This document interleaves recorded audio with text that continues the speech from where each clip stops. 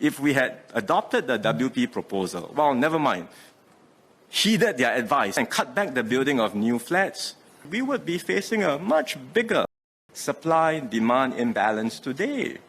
It doesn't say BTO projects should continue at a reduced rate. It doesn't say BTO projects should stop. It doesn't say you laugh.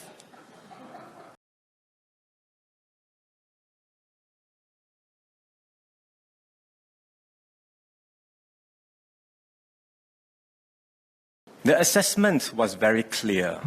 There was a concern about short-term overhang, short-term too many supply of new flats. You were not the only one. There were similar concerns expressed by others. So all we are highlighting is let's be upfront and honest that the assessment made at that time was not right. Like I said, many people didn't get it right. No one would have predicted what happened with COVID, but there's no shame in that. And that's, just let's now look forward on coming together to tackle what the root cause of the problem is, which is what the PAP government is indeed doing. I would remind the DPM again that the whole context of our argument and focus in this paper is longer-term housing dynamic trends. If we are meant to say BTO projects should be cut back, we would have said that. So I really hope the People's Action Party will stop propagating this falsehood that our 2019 paper called for a cutback to BTO supply in 2019. And if it does not do that, I would really question if the People's Action Party has become a party that propagates falsehoods to gain political mileage. In the end, Singaporeans will be the judge of the matter. I think we have said enough on this point. The reality, as I described it from my perspective at that time, was a very different reality. Everyone was asking, cut back, cut back, cut back. No one said build more flats.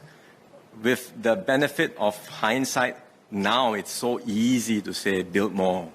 But I just want to have some perspective here that during that time when resale prices were coming down, it was a very different context, it was a very different circumstance.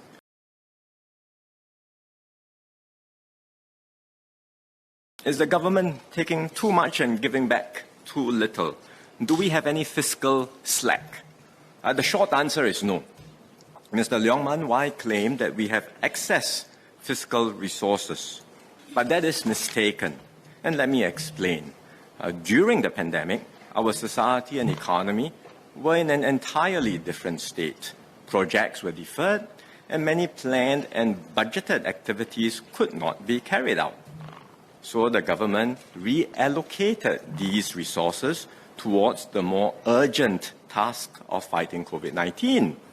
Now that we are in DOSCON Green, these funds have to be channeled back to what they were originally meant for. So there is no slack here.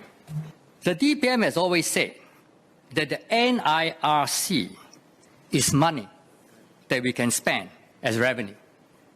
After having gotten us agree to not touching the reserves and plowing back 50% of the net investment return to the reserves.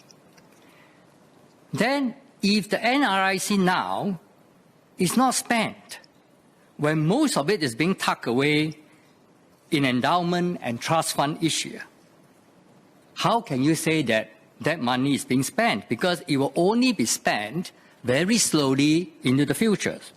It is even more insidious when the government, on one hand, tuck away all these revenues and then tell Singaporeans that we have not enough fiscal resources. As a result, I need to raise GST and other taxes. Never mind the argument that we've made before that it's not about NIRC, it's about revenues all coming together in the consolidated fund, but Mr. Leong insists on not recognizing this, so he specifically says there's excess NIRC because of fund top-ups. Maybe Mr. Leong wasn't paying attention, so again, I should not belabor the point because I have already said in my remarks that fund top-ups are not all spent in the future. A considerable number of them are drawdown funds, funds for which the monies are needed today and on an ongoing basis. So there is no slack there either.